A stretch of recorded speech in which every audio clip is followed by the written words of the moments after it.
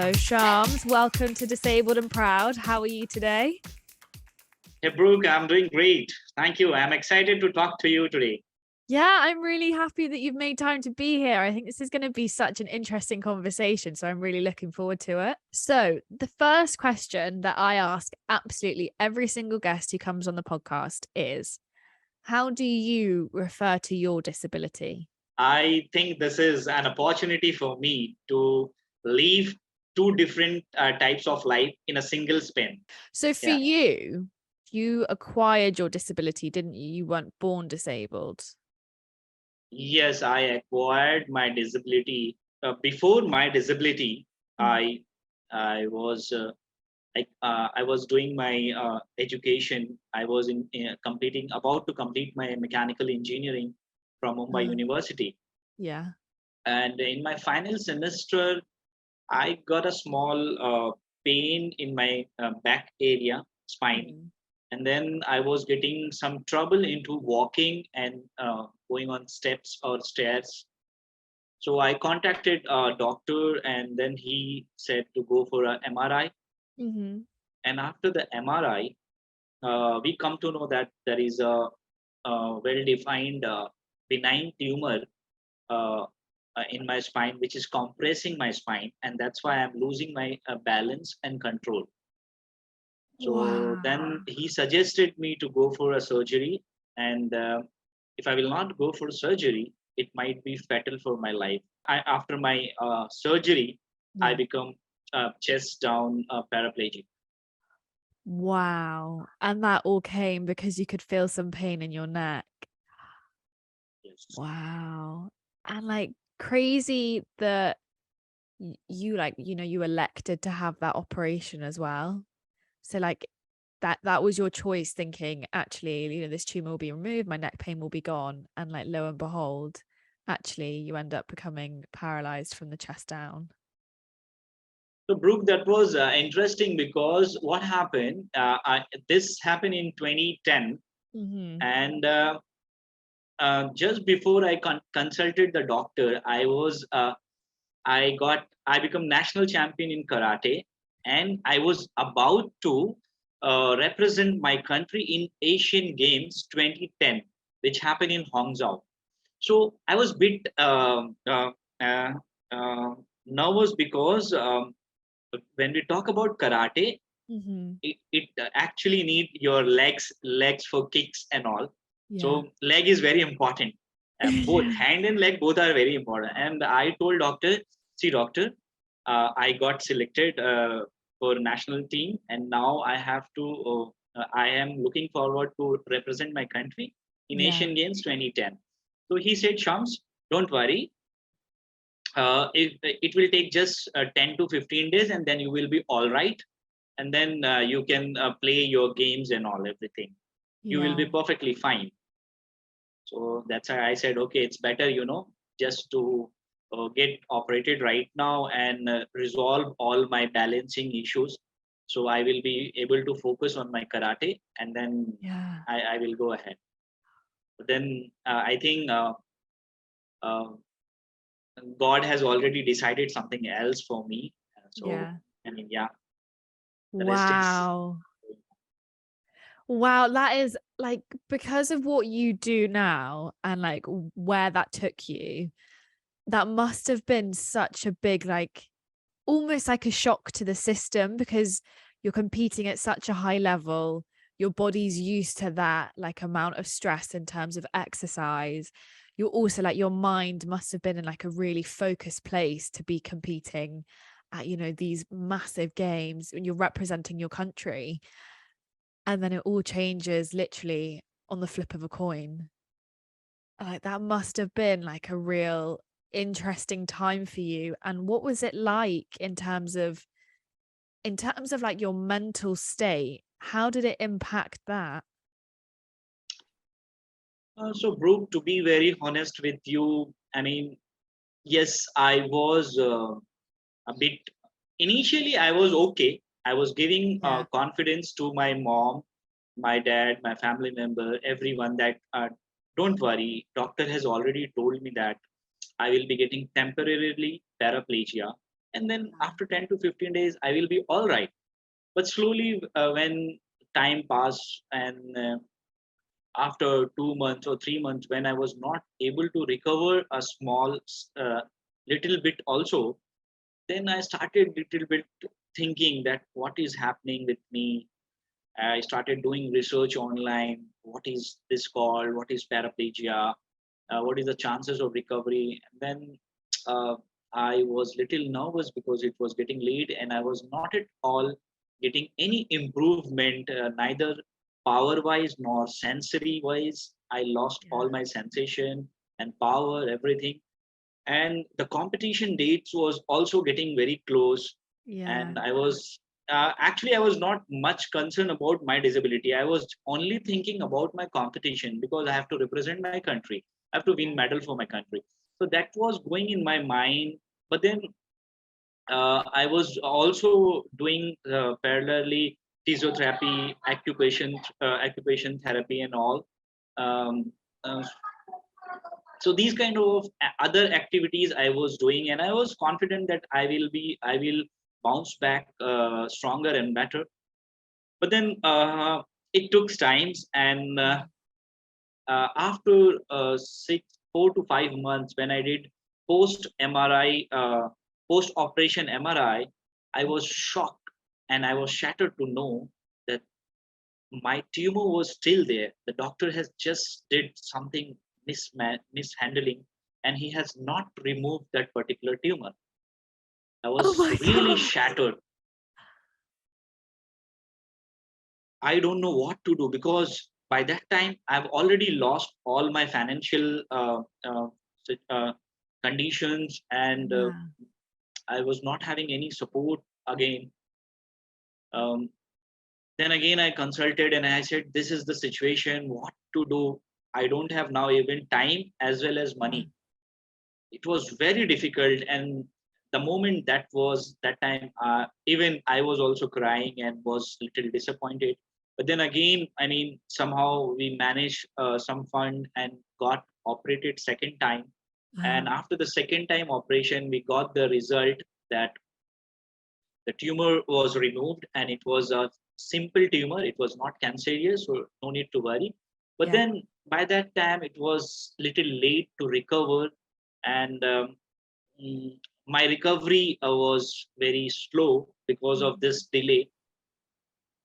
But then I'm so happy now, because I mean, whatever happened, I believe happened for a good cause. And then the dream to represent my country in Asian Games in 2010, which was darkened that time.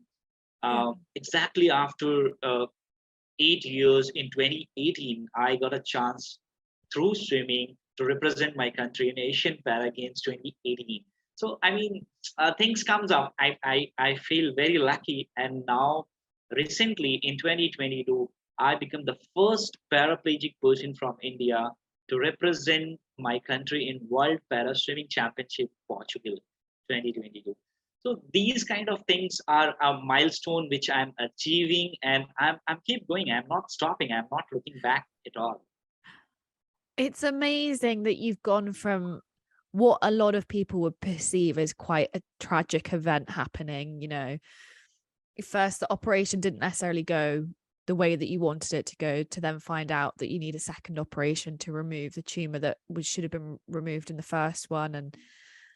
And I just think that you were meant to like represent India in 2010, and then 8 years later you've gone and done it, but for something completely different. I was wondering if you could tell me about the journey for you finding swimming and how you got involved in that. Yes, Brooke. So yeah, journey. I mean, how I got swimming is actually I hailed from a very small village called Rathos, which is in Madhubani district of Bihar, a Mm. state in India. We are very close to Nepal border, Himalaya. Yeah. So swimming is a natural thing which we all know generally. Not only me, but others people also. Yeah. I remember I mean, I'm so lucky that we have 3 rivers in our village, Wow. and a one small pond is just next to my house. So in childhood, when I used to play there. If I am falling down, also I will go into that particular pond. Yeah. So swimming was quite natural to me, Yeah. and my mom used to tell me that when I was 2 years old, I used to cross the entire pond from one side to another side that time, Wow. and people used to get awestruck. They used to clap for me. They used to get motivated and talk that what a guy he is. I mean, in a very young age, he is swimming like very good. Though that particular time, I was not aware that uh, there is something called professional swimming or something. Yeah. But now I remember that I used to do backstroke that time. I Hmm. used to swim and I used to do like this and spit water from my mouth, and that's drips of waters and all, ripples of waters. So it was good. Swimming is quite natural to me. Yeah. How I took it professional is a different story. Mm. So during my rehabilitation in Paraplegic Foundation Mumbai, I got a chance to meet Mr. Rajaram Ghag and few other people uh, who are professional swimmer that time. I mean, Mr. Rajaram Ghag has done English Channel swimming in 1988 back, and he's also using wheelchair. So I got really motivated. When we talk something and we share our stories, we get motivated. Yeah. And he told me, Shams, you should try swimming. And then even doctors also told me it will help you to recover and regenerate your nervous system very fast, because Yeah. swimming is a good exercise, aquatherapy and all we do. So that's how swimming started. But then, Brooke, I would insist here that once a sports person is always a sports person, whether Yeah. you are disabled or without disability. So I found a light in my dream here, Yeah. and I got excited that yes, now in 2010 I could not able to represent my country, but then now I can go in para sports through para swimming. I can definitely represent my country and bring glory for my country. So Yeah. that's how the dream is going on. Yeah. And it's amazing that actually, I think what you said about once a sports person, always a sports person is it's so true, because I know plenty of people who throughout all stages of their life, regardless whether they started sports when they were small or when they were older, actually it's the one consistent in people's life if that's what you're interested in. And actually there's a big part of being a sports person that is a lot about the fighting nature. You know, you're always striving for better, you're always pushing yourself, you want to be the best in your field. And it's wonderful that you found a place to transfer that energy into, because like you said, karate really relies on your hands and feet and that hand-eye coordination. And actually once that's taken away from you, it's not necessarily like the actual actions of the sports that you miss, but it's everything else that comes along with it. It's the mentality, it's the camaraderie, it's everything else, and that para swimming was able to give you that. And I think that's really wonderful that you transitioned from one into the other. So I like to ask everyone, do you have a piece of advice for a younger version of yourself, but also for a younger person with the same disability as you? Now, these can be like two completely separate pieces of advice, but do you have the bits of advice that you would like to give? Spinal cord injury is something a disability in which not only the patient but the entire family get involved. Yeah. Especially if I'm talking about in India, people actually feel that after disability they have lost their vision and mission to live that life. They feel that my life is over, I'm just a burden for my family, and for the society. I feel so lucky when I go in different rural villages or cities, meet person with spinal cord injuries, and inspire them, make them believe that you can do still in your life, you can achieve whatever you want with the help of sports. Yeah. I was lucky enough to get a chance to go to USA. Uh-huh. In 2018, I got selected as one of the emerging leader in the disability sports and sports diplomacy by United States Educational and Cultural Affairs for the Uh-huh. prestigious Global Sports Mentoring Program. I was there. I have seen firsthand how American with Disability Act and things happen, how they are utilizing, how they are making accessibility on priority kind of things, how they play sports, and what role actually sports play in our life. Yeah. And that's where I represented my action plan, bringing accessibility on par through sports. Uh-huh. And I'm implementing all those things here, organizing different training program, uh, coaching camp, clinics, meeting different people, making them believe that yes, you can do it, and seeing them. I have seen people, those who come to take training in my coaching camp. Now they are playing with me in national championship, Yeah. and this is something really good for me. I feel happy, and these kind of things actually inspire me a lot to Yeah. keep going, keep working.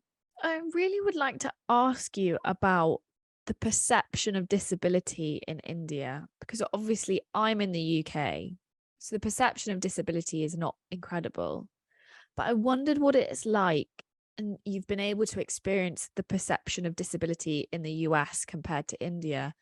And what is that like over there? So, Brooke, I mean, as I told you, in India, we are still underdeveloped country. We are in a transition from underdeveloped to developed countries, and because of a lot of population, we have, I mean, like in billions of population we have in Yeah. India, and still people believe here in India, like if someone is getting disability or someone is born with disability, maybe they have done something wrong in their past, or Yeah. maybe their mom or dad has done something wrong, and that's the reason they are like this.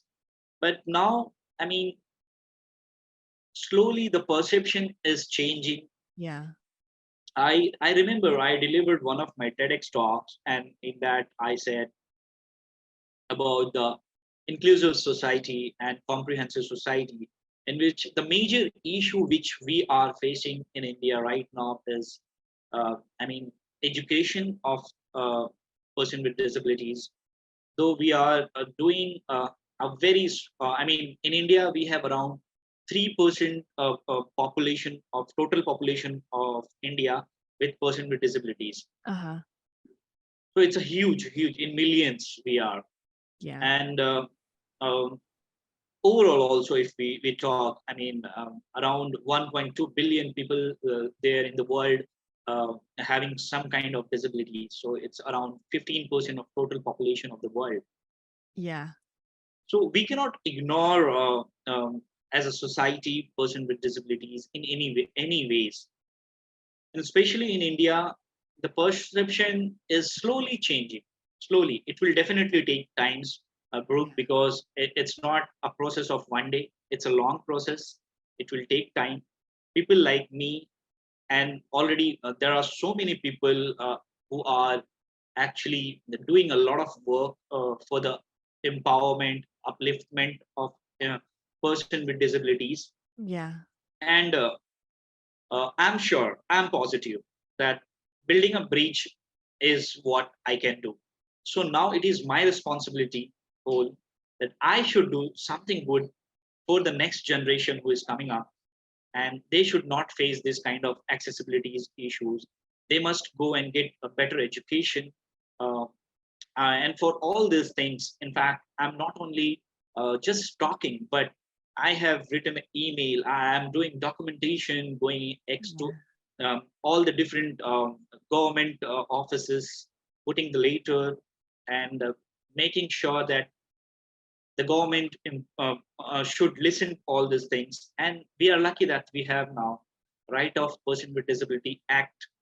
And if it will get implemented on ground, definitely we will get better opportunity, and our next generation will be uh, will feel happy, and they will definitely feel that they are at a good place, and they can do a lot more in their life. They can live their life with dignity. Yeah. It sounds like you're doing a lot of great work for India as a country in terms of its accessibility issues, because obviously I don't know what it would be like to go to India. I've never been. It's somewhere that I'm dying to go to, but I don't know what the accessibility issues are like over there. And I think it's very interesting, particularly as you said, as a developing country and not a developed country, that actually there are issues in terms of accessibility. Because I think for so long, and this is worldwide, this is not, region specific, is that disabled people were really left on the back burners and they were ignored, and disability wasn't spoken about. So actually it's so wonderful that as India develops into a more developed nation, that you're able to be at the front of that and fight for the accessibility issues, like you said, for the younger generation. I think that's so important. In 2017, I attempted open water world record uh, Mm. by a paraplegic person to swim a longest open sea swimming. We organized a beach festival, which was totally inclusive, and we made a ramp facility there on the beaches so that people with spinal cord injury or any disabilities, wheelchair users, can go and touch the seashores Yeah. and enjoy with their family and life. And what happened after that? We invited the government officials, commissioner of person with disabilities, and then they saw that yes, these people can do the better things, and they promised us that chance we will try to make at least 5 beaches of Goa wheelchair accessible so that the person with disability can go easily and enjoy their life. Yeah. And believe me, after 2 years, in 2019, I got a news that they have made a beach fully accessible for person with disability. So these kind of changes are slowly coming up. Yeah. And that's why I invite all the people from across the world, please visit. India is a beautiful country. Yeah. I think it's really brilliant that you've got the ability to almost like really leave your stamp on like the accessibility in India, because I think you're very you're very brilliant at talking about the accessibility needs. And I think that that's a really wonderful trait to have, particularly as you've gone from not having a disability and then becoming disabled. I think it's really wonderful that you've transitioned almost all of that fighting karate energy into your swimming, but now also into almost the fight for accessibility needs. And I think that that's a really wonderful transition that you've made. And it's brilliant to hear about, because I think accessibility is a global issue. It's not just one nation, it's not just one country, it's a global problem.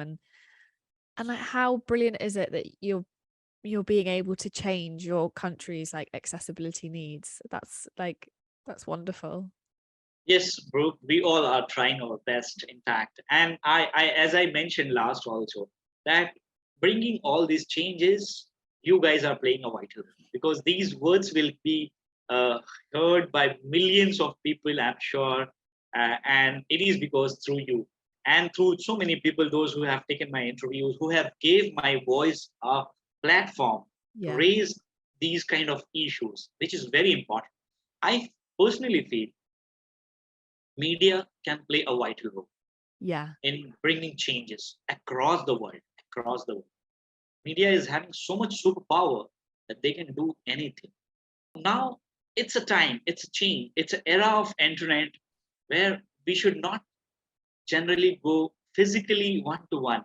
But Uh, we can record our things, we can spread through the social media, and we can create a huge impact in the society. yeah.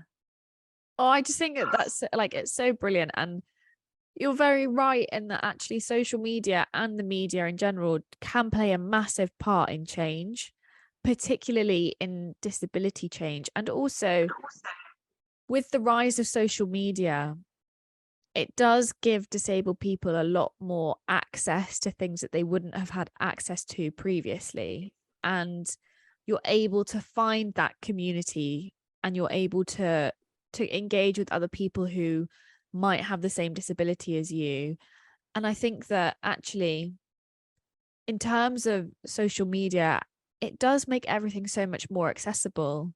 And like, it's such a vital part of creating change. And all of your TED Talks that you've done, and, you know, talking to journalists and being on YouTube, there's so much goodness that comes from that, because you're right, you're not just hitting your local area that you would have maybe hit, you know, 50 years ago, but actually you're being given a global platform to help change accessibility in India. And I think that's amazing. I'm just trying my best, Brooke. I'm just trying my best. Even in sometimes I feel I remember those times when I used to post something on social media, maybe while I'm doing swimming or gymming videos. Yeah. Sometimes people used to tell me that you are just showing off, kind of thing. But then later, they started approaching me. They Mm. started seeing me. They started copying me, and Yeah. now they are following. So these kind of things happen. I mean, like when you do something good, people will definitely criticize you, Mm-hmm. and then they will get agree to you, and then they will start following you. Very, very small things. I mean, I just wanted to share with you. I mean, I remember we all have Google Maps in our mobile. Yeah. I started long back. I was never ever. I never thought that I can bring changes through this also. Mm-hmm. I started slowly giving reviews to different places where I visit. Yeah. Started posting photos on Google Map. Today, more than 1 million views on my reviews, and I have seen changes immediately. One was in one place there was a pizza shop, Uh-huh. and I went there and it was not accessible. I wrote a review that this shop is very good, but it is not accessible for person with disability. Immediately after some times, I got a call, a response on my that particular message that, sir, please share your number and let me know what kind of issues you are facing. Yeah. And then we explained it. And after that, they made there a ramp, and now it is accessible. Yeah. I just think that's wonderful. I have one last question for you, and it's pretty simple. And that is, Shams, are you disabled and proud? Absolutely. I'm disabled and proud. I feel so proud being a disabled person. I mean, like, there are so many things to share, but I feel so proud of myself. And I'm doing everything. See, I mean, who is not disabled? Tell me one. I agree with you. I do What agree with you. is disability? Something which we are not able to do. I am having physical disability. So many people are there. They have some kind of disabilities. Mm-hmm. There are a generation, there are some people who are not able to use smartphone in India Yeah. and even in different places also. So this is their disability. Yeah. What is the difference? Mm-hmm. We all are disabled in some way or other way, Mm-hmm. but living life with disability and pride. Oh, amazing. Thank you so much for giving up your time today to be on the podcast. I really enjoyed this, and it's been very different from the usual podcast that I do. So I'm really glad that you gave up your time to be on here, and I think it's going to be a brilliant episode. So thank you very much. Thanks a lot, Brooke. Lovely talking with you and keep doing. You are doing a great job. Oh, Bye bye. thank you so much. Bye.